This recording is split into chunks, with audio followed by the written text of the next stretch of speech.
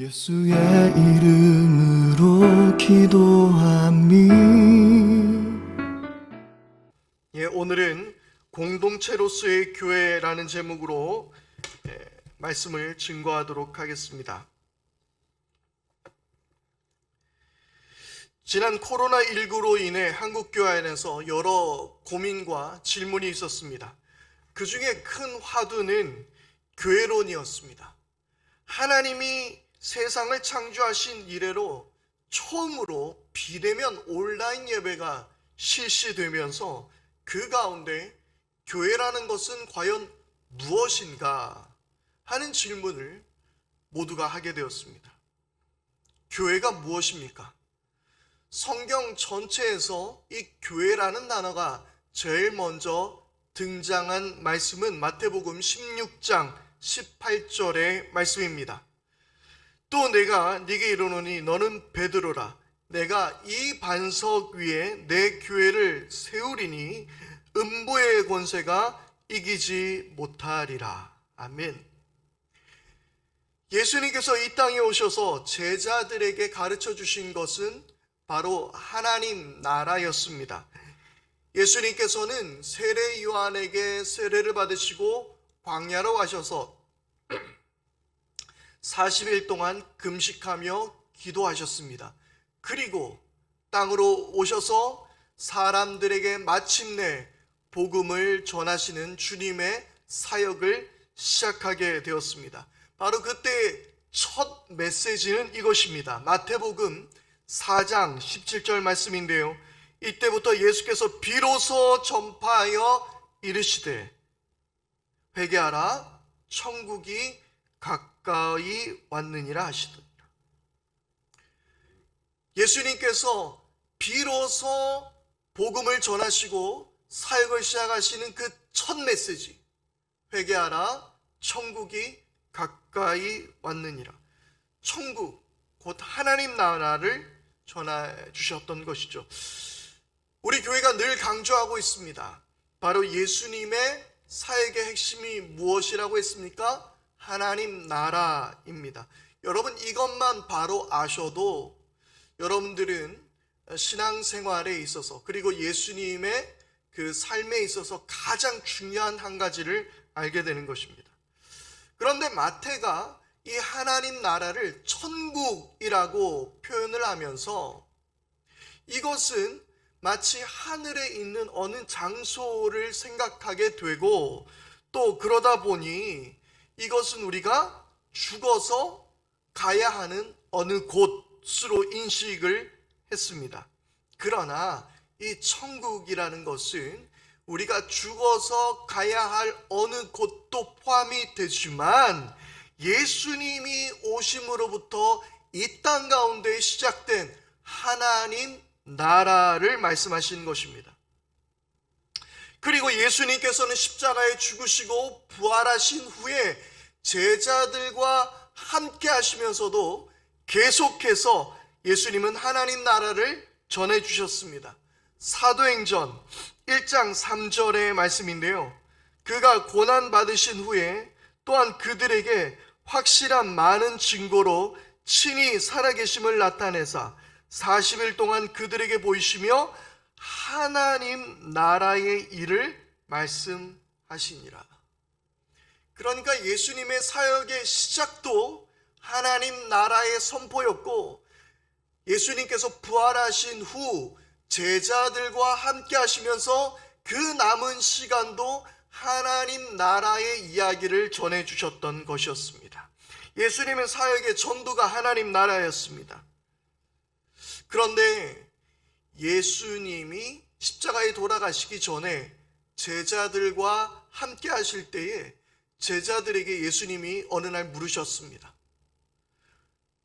사람들이 나를 두고 뭐라고 이야기하느냐? 그러니 제자들이 이런저런 대답들을 했습니다. 그러니 예수님께서 다시 물어보십니다. 그러면 너희는 나를 두고 뭐라고 하느냐? 이때 시몬 베드로가 너무나도 멋진 답을 이야기하죠. 주는 그리스도시요 살아계신 하나님의 아들이십니다. 예수님께서는 이 대답을 너무 좋아하셨습니다. 정확히 대답했기 때문이었습니다. 그래서 그 대답을 칭찬하시면서 하신 말씀이 앞서 제가 소개해드렸던 마태복음 16장 18절 말씀. 너는 베드로라, 이 반석 위에 내 교회를 세우리니 음부의 권세가 이기지 못하리라. 바로 그 말씀이었습니다. 예수님께서는 하나님 나라를 계속해서 강조해 오셨는데 베드로의 대답을 들으시면서 예수님은 처음으로 교회를 말씀하셨던 것입니다. 왜 예수님은 하나님 나라를 세우겠다라고 말씀하시지 않고 이 베드로의 대답 안에서 교회를 세우시겠다라고 말씀하셨을까요? 예수님의 모든 삶은 하나님 나라에 대한 것이었는데 왜 베드로의 이 질문 앞에 베드로야, 너는 반석이다. 내가 이 반석 위에 하나님 나라를 세우겠다라고 말씀하지 않고 왜 교회를 세우겠다라고 말씀하셨을까요? 이 교회를 뜻하는 헬라어 에클레시아라는 단어는 사복음서 중에서 유일하게 마태복음에만 사용되어지는 단어입니다. 에클레시아의 이 단어의 뜻만 살펴보자면 부르심을 받은 자들의 모임이라는 뜻입니다. 그러니까 세상 속에서 하나님의 부르심을 받은 사람들이 모이는 곳, 바로 그것이 교회, 바로 그 사람들의 공동체, 그것이 교회라는 것입니다. 특별히 예수님이 교회를 세우시겠다고 말씀하셨는데 어떤 교회를 세우시겠다라고 말씀하셨습니까? 내 교회를 세우겠다라고 말씀하셨습니다. 베드로가 뭐라 그랬습니까? 주는 그리스도라고 고백했습니다. 그리스도는 구약에서 말하는 세상을 구원하고 하나님 나라를 완성케 할 메시아, 그 메시아가 바로 그리스도인 것입니다. 그러니까 이것 위에 교회를 세우겠다라고 말씀하신 것은 메시아의 공동체를 세우시겠다라는 말씀입니다. 당시 로마 황제가 지배하던 이 땅을 넘어서는 온 세상의 구원자 메시아를 따르는 그 공동체, 바로 그것이 교회인 것입니다. 우리가 예수님을 주님이라고 표현합니다. 이 주님이라는 단어는 헬라어로 퀴리오스라는 단어인데요. 특별히 퀴리오스라는 이 말은 로마 황제에게만 붙여야 하는 칭호였습니다. 로마 제국 내에서는 그래서 퀴리오스라는 말을 함부로 붙일 수 없었습니다. 그런데 이 메시아, 온 세상의 왕, 온 세상의 구원자, 우리 예수님을 따르는 사람들은 예수님을 퀴리오스라고 불렀던 것입니다. 주님이라고 이야기했습니다. 그래서 세상의 권세를 넘어선 온 세상의 통치자, 바로 그분이 그리스도 예수이십니다. 그러면 교회는 무엇입니까? 교회는 메시아를 따르는 공동체인데 바로 이 메시아는 하나님 나라를 다스리시는 분이십니다. 그래서 하나님 나라의 모형을 가진 공동체, 그것이 바로 교회인 것입니다. 그래서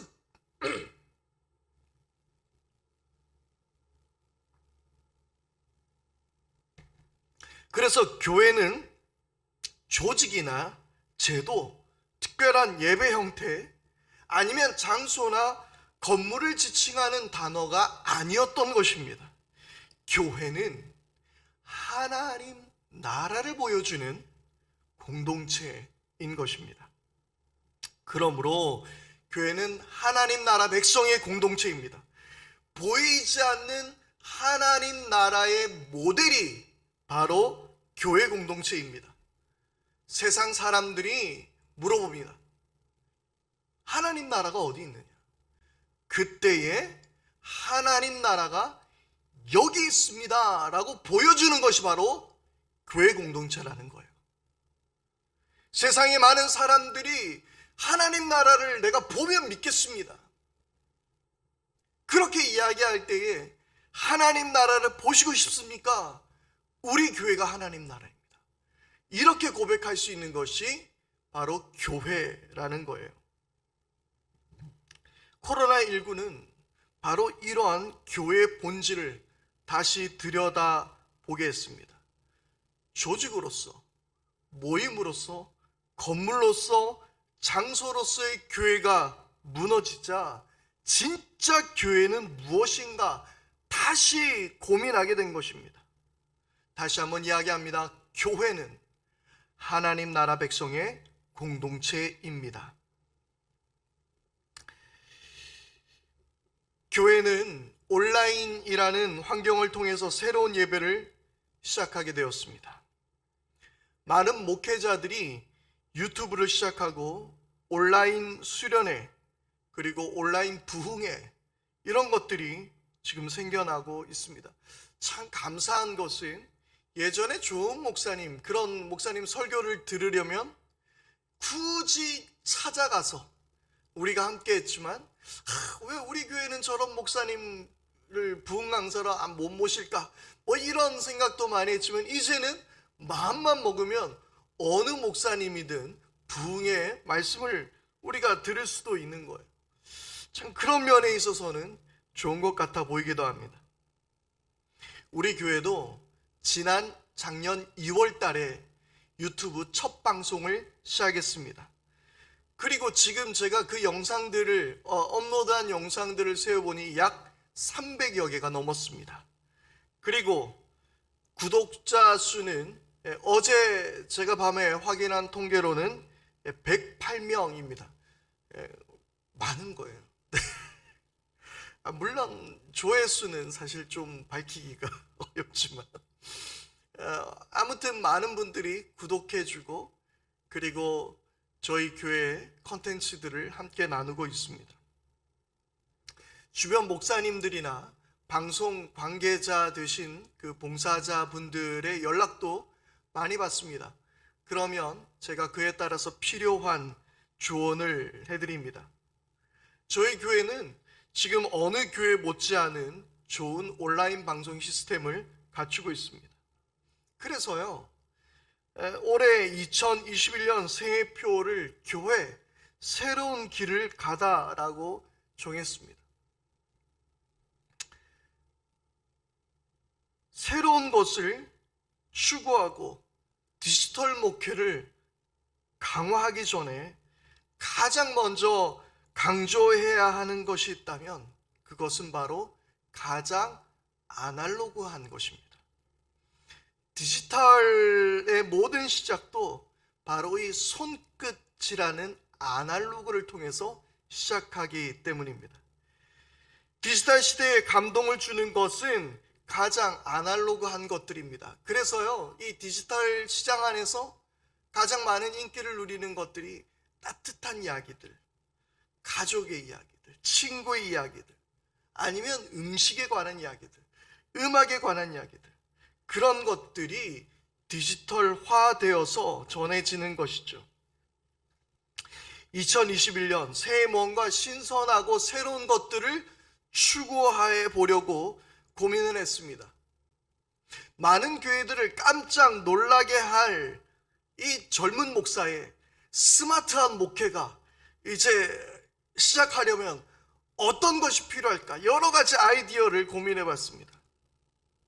그런데요, 그 모든 것보다 가장 중요한 것을 다시 생각하게 되었습니다. 이 디지털 시대에 가장 아날로그한 우리에게 필요, 그것은 바로 공동체입니다. 조직으로서의 교회가 아닌 공동체로서의 교회, 장소로서의 교회가 아닌 온라인으로서의 교회가 아닌 공동체로서의 교회. 그러면 좋은 공동체를 이루기 위해 무엇이 필요할까요? 먼저 교회 공동체는 하나가 되어야 합니다. 우리가 가족이라 말함은 결코 집을 의미하는 것이 아니듯 공동체는 건물과 조직을 뜻하지 않습니다. 그러나 가족이 공동체가 될 수 있는 것은 혈연 집단이기 때문입니다. 싫든 좋든 한 공동체이며 하나일 수밖에 없습니다.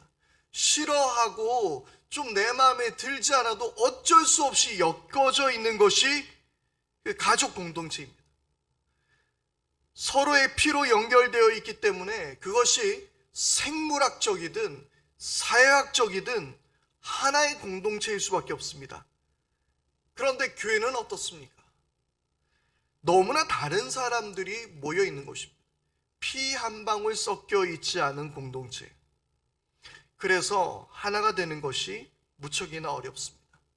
생활 습관이나 기호부터 가치관 그리고 정치적인 성향까지 모두가 다릅니다. 가족들도 모이면 허구한 날 그 문제로 인해서 싸우는데 이 교회야 오죽하겠습니까? 서로 악한 마음으로 대하지 않고 진심으로 대해도 우리의 삶의 환경이나 가치관이 다르기 때문에 상대방의 태도를 오해하거나 왜곡할 가능성이 너무나 많이 있습니다. 이런 교회의 모습은 우리만 가지고 있는 것은 아닙니다. 예수님의 제자들도 마찬가지였습니다. 너무 많이 다른 사람들이 모여 있었죠. 뿐만 아니라 그들은 서로 경계하기까지 했습니다. 그리고 오늘 말씀의 그 배경이 되는 에베소 교회도 그러했습니다.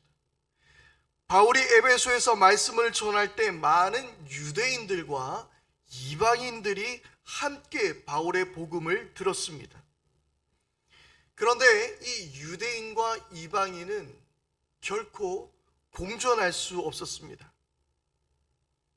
예루살렘 성전에는 이방인의 뜰이라는 것이 있었습니다. 그곳은 이방인들에게도 허용된 장소였습니다.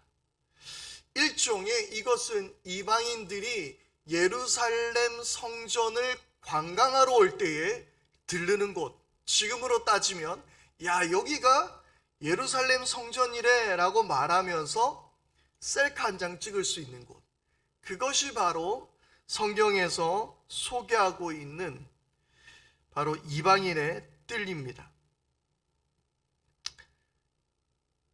당시 예루살렘 성전 앞에 약 1.5m가 되는 이 담이 있는데 바로 그 담 앞이 이방인의 뜰이었습니다. 헤롯이 제2성전, 그러니까 스룹바벨 성전을 개축 그리고 확장하면서 만들어 놓은 공간이 이 이방인의 뜰이었어요. 그래서 이 이방인의 뜰은 솔로몬 성전에는 없었습니다. 그리고 스룹바벨 성전, 제2성전에도 없었습니다. 그런데 유대인들은 그 헤롯이 만들어 놓은 이 성전, 이 이방인의 뜰, 그 벽면에다가 그래서 이런 경고문을 적어놨습니다. 어떤 이방인도 이 담으로 들어오는 것을 금한다. 어기는 사람은 사형에 처한다. 그들은 철저하게 자신들 유대인과 이방인을 구별했습니다. 한 번은 바울이 에베소인이었던 드로비모를 이 벽 안으로 들어오게 했다는 오해를 받아서 고소를 당한 적까지 있었습니다. 유대인은 결코 이방인들을 받아들일 수 없었습니다. 그 담은 철저하게 쌓여 있었습니다. 예전에, 요즘에는 좀 그런 모습이 없는데요, 예전에 집들을 보게 되면 이 담을 항상 쌓습니다. 담을 쌓으면 담 제일 위에 뭘 해놓습니까? 병 깨가지고 그 병 유리 조각을 박아놔요. 너무 잔인하죠. 그 병 조각을 박아놓고요, 그 위에다가는 또 철조망을 꼬아가지고 올려놓습니다. 아무도 들어오지 말라는 것이죠. 물론 들어가면 안 되는 곳입니다만은 마치 이방인의 뜰과 유대인을 가르는 담은 그와 같은 것이었습니다. 그런데 예수님께서 이 공동체를 세우기 위해 놀라운 일을 하셨습니다. 혈연 관계가 아닌 피 한 방울 섞여 있지 않은 그들을 위해서 예수 그리스도의 피가 흐르게 했던 것입니다. 13절 말씀입니다. 여러분이 전에는 하나님에게서 멀리 떨어져 있었는데 이제는 그리스도 예수 안에서 그분의 피로 하나님께 가까워졌습니다. 피는 물보다 진하다라는 말이 있습니다. 부모가 자녀에게 야, 입 닫고 밥이나 먹어. 화가 나면 자녀들에게 하는 이야기죠. 그냥 입 닫고 너 밥이나 먹어. 입을 닫았는데 어떻게 밥을 먹겠습니까? 어쨌든 간에 그런데 부모는 자식에게 그래도 뭔가를 먹이기를 원하는 것입니다.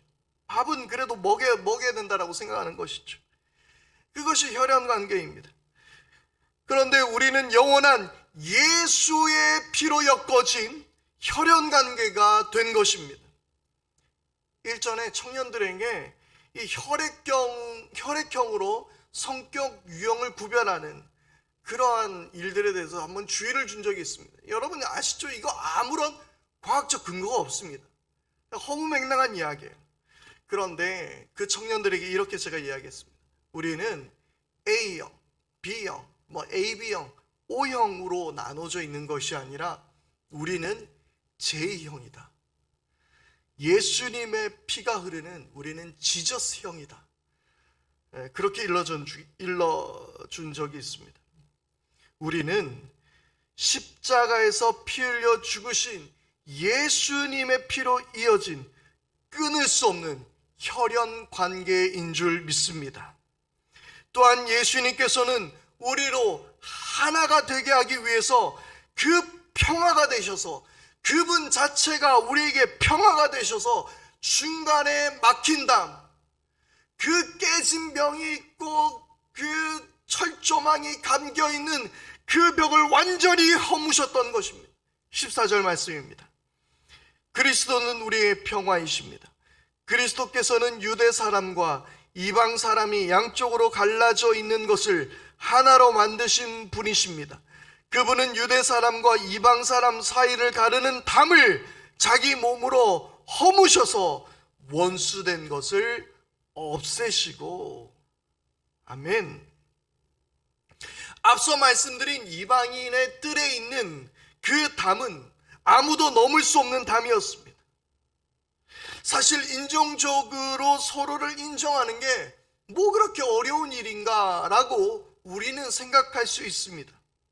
그런데 유대인들에게는 그들의 삶의 방식이 있었어요. 결코 범해서는 안 되는 율법이 있었습니다. 그들은 율법을 생명처럼 여겼습니다. 이를테면 할례와 같은 것들이죠. 이것을 하지 않으면 하나님과의 관계가 없다고 여겼습니다. 그리고 많은 그 음식에 대한 규정들이 있었습니다. 그들은 정말 힘을 다해서 율법을 지켜야만 했습니다. 그런데 어느 날 자기들은 그렇게 열심히 살아왔는데 한 번도 그것과 관계없이 살았던 사람들과 하나가 된다니, 이게 무슨 말입니까?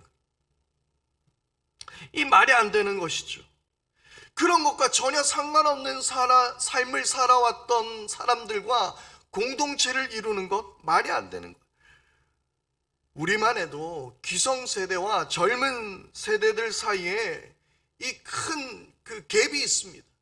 요즘 그것을 뭐라고 이야기합니까? 라떼. 라떼는 말이에요. 이 말을 하는 순간 어떤 대화도 이어갈 수 없는 거예요. 우리 때 같았으면 말이지. 유대인들도 마찬가지예요. 우리 유대인들은 말이지 이렇게 살았는데, 이런 이야기를 하는 거예요. 유대인들이 이방인들을 받아들일 수 없는 것은 신앙의 문제와 더불어 문화적, 민족적, 사회학적으로 너무나도 달랐기 때문입니다. 그런데 예수님께서 십자가에서 못 박혀 죽으시면서 하나님과 우리 사이를 가로막고 있었던 지성소의 휘장을 위에서부터 아래로 찢으셨습니다. 이것은 하나님과 우리 사이에 막아선 것이 사라진 순간이었습니다. 하나님과의 완전한 연합을 이야기했습니다. 여러분, 하나님과 우리가 연합하는 것이 힘들까요? 유대인과 이방인이 연합하는 것이 힘들까요? 우리는, 죄인된 우리는 도무지 하나님 앞에 다가설 수 없는 존재들입니다. 그런데 그러한 존재가 예수 그리스도의 십자가의 죽으심으로 인해서 하나님과 연합할 수 있었다면, 하나님께 나아갈 수 있는 그 담이 허물어졌다면, 그러면 유대인과 이방인은 당연하지 않겠습니까? 우리와 우리 사이에 서로 다른 가치관과 삶의 모습들, 왜 우리는 그 담을 허물 수 없겠습니까? 그래서 교회는 예수 그리스도의 피, 곧 혈연으로 하나 되어, 그리고 미움과 혐오, 서로의 가치관과 삶의 모든 방식이 무너진, 모든 담이 무너진 하나의 공동체, 곧 가족이 되어야 하는 것입니다. 19절입니다. 그러므로 이제부터 여러분은 외국 사람이나 나그네가 아니요 성도들과 함께 시민이며 하나님의 가족입니다. 미국 샬롯에 있는 갈보리 교회 글렌 와그너 목사님이 이런 말을 했습니다. 최초의 교회는 살아계신 예수님을 주님으로 모신 사람들이 서로 삶을 나누는 가족 공동체였다. 그 이후에 교회는 그리스로 이동해 갔는데 거기에서는 교회가 철학이 되었다. 다음으로 교회는 유럽으로 옮겨가서 문화가 되었다. 마지막으로 교회는 미국으로 옮겨왔는데 그곳에서 교회는 사업이 되었다. 한국으로 넘어온 교회에 대해서는 굳이 말하지 않겠습니다. 최초의 교회는 가족 공동체였다라는 거예요. 두 번째로 교회 공동체가 추구해야 하는 것이 있다면 바로 그것은 교회 공동체와 세상 공동체는 달라야 한다라는 것입니다.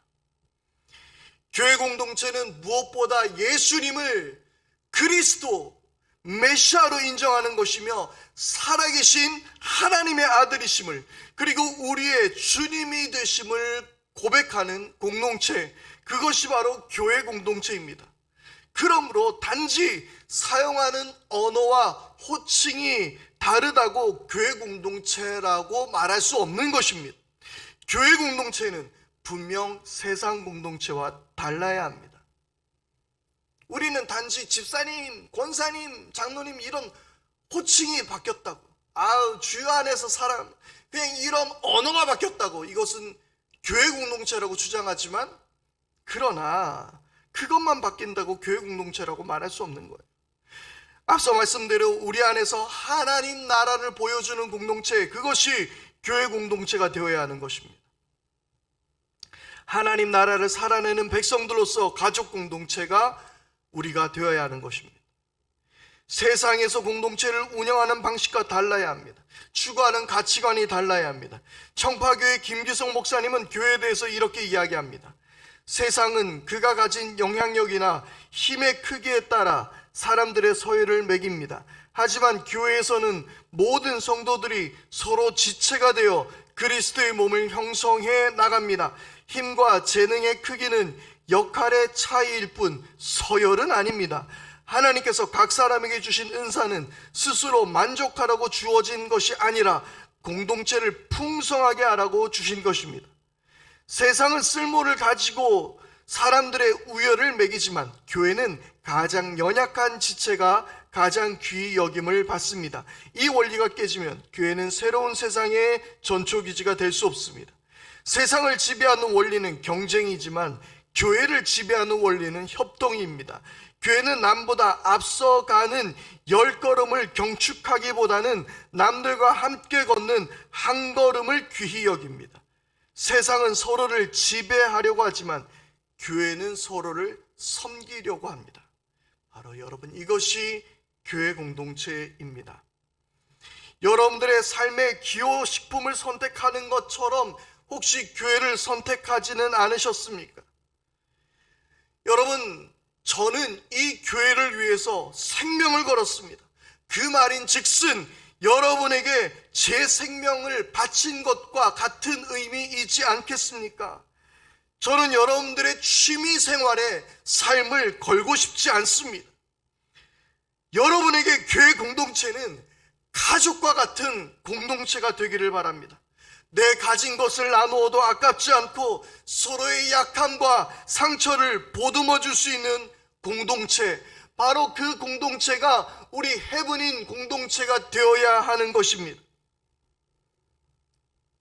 그래서 공동체를 더욱 건강하게 만들기 위해서 2021년 새롭게 시작하는 일들에 대해서 잠깐 말씀을 드린 적이 있습니다. 먼저 공동체의 기분이 되는 여러분들의 각자의 가족 공동체가 회복되어져야 합니다. 여러분들의 가정 예배가 회복되기를 바랍니다. 그래서 새벽 시편 묵상을 곧 오늘의 예배로 전환할 예정입니다. 가장이 예배를 인도하기에 부담되는 부분이 있었죠. 그래서 그 영상과 함께 가족들이 어우러 모여서 영상을 통해서 예배를 드리면 되는 것입니다. 그래서 1일 1예배를 책임지도록 하겠습니다. 그리고 주일 예배에 여러분들이 가족 예배를 직접 인도하게 됩니다. 지금 비대면 예배라서 우리가 함께 모이지 못하지만 모인다 하더라도 가족 예배 주일에는 교회로 오실 필요가 없습니다. 여러분들의 가족끼리 함께 예배 드리는 겁니다. 기본적으로 예배 순서지와 설교문을 여러분들께 드릴 겁니다. 그러면 가족들이 알아서 예배 담당을 정하고 함께 예배를 드리면 되는 것입니다. 또한 기존의 공동기도 시간을 대표 가족 기도로 대체합니다. 이 기도는 가족들이 서로 고민했던 우리나라, 이 시대의 이야기들, 그리고 여러 가지 이슈들, 삶의 구석구석 기도해야 하는 일들을 서로 함께 고민하며 이야기하며 기도문을 쓰는 것입니다. 그리고 부분씩 파트를 나누어 읽으며 기도하시는 것을 영상으로 찍어 보내주시면 저희가 예배 때 사용하도록 하겠습니다. 이런 식으로 여러분들의 가족이 예배로 회복되기를 원하는 마음으로 이 일들을 이어갈 것입니다. 그리고 또한 가족 공동체를 넘어선 교회 공동체입니다. 아마도 가족 예배나 이렇게 가족 기도가 힘든 성도님들이 있습니다. 홀로 계신 분들도 있습니다. 그리고 짝신앙을 가지고 교회를 다니시는 분들도 많이 있습니다. 그런 성도들과 함께 여러분들이 한 가족을 이루시면 됩니다. 이것은 교회가 정해드릴 수도 있고 각자가 알아서 정하실 수도 있습니다. 때로는 가까운 지역별로 모이셔도 됩니다. 그러면 여러분들의 가정을 오픈해 주십시오. 그리고 함께 모여서 예배를 드리시기 바랍니다. 이것은 아마도 저희 교회 가정교회 사역의 시작이 될 것입니다. 그리고 나중에는 가정교회 가장들도 세우게 되겠죠. 그러면 가정교회에서 엮어진 가정을 그 가장이 목회를 하는 겁니다. 가정교회에는 예수님을 모르는 사람들이 초대되어도 좋습니다. 때가 되면 교회에 정식으로 등록하고 교인이 될 수도 있을 겁니다. 그리고 여러분들이 우리 교회 공동체라는 것을 잊지 않게 되기를 바랍니다. 여러분들의 가족만큼 소중한 공동체가 우리 교회 공동체가 되기를 바랍니다. 남보다 못한 사이가 되지 않기를 바랍니다. 카톡방을 통해서 여러분들의 이야기들을 많이 이어가 주셨으면 좋겠습니다. 제가 이 온라인 예배를 드릴 때마다 매번 여러분들 예배 드리는 인증샷을 찍어주세요. 그러면 꼭 TV 화면만 찍어서 보내줍니다. 근데 그 이유가 있을 거예요. 아마 잠옷을 입고 있거나 세수를 안 했거나 뭐 여러 가지 그런 모습들일 것 같은데, 여러분 예배 시간은 잠옷 입고 예배 드리지 마십시오. 정결하게 씻고 마음을 다해서 우리가 예배당에 나와서 예배하는 것만큼 그렇게 하나님을 예배할 수 있게 되기를 바랍니다. 예배는 편의 시설이 아닙니다. 우리의 편의에 의해서 드리는 것이 아닙니다. 그래서 정성스럽게 함께 예배하고 여러분들의 모습들을 나눠주시고 서로 함께 격려하고 응원하는 그러한 해븐인 공동체가 될 수 있기를 바랍니다. 서로를 위해서 눈물을 흘려줄 줄도 알고 기도해 줄 줄도 알고 무엇보다 따뜻하게 안아줄 수도 있는 그런 모습이 우리 가운데 있게 되기를 바랍니다. 끝으로 나호열 선생의 안아주기라는 시를 읽어드리겠습니다. 어디 쉬운 일인가 나무를, 책상을, 모르는 사람을 안아준다는 것이, 물컹하게 가슴과 가슴이 맞닿는 것이 어디 쉬운 일인가. 그대 어둠을 안아 보았는가. 무량한 허공을 안아 보았는가. 슬픔도 안으면 따뜻하다. 미움도 안으면 따뜻하다. 가슴이 없다면 우주는 우주가 아니다. 해버린 공동체, 가족된 우리가 서로를 따뜻하게 미움도 아픔도 안아줄 수 있는 우리 모두가 되기를 소망해 봅니다. 기도하겠습니다.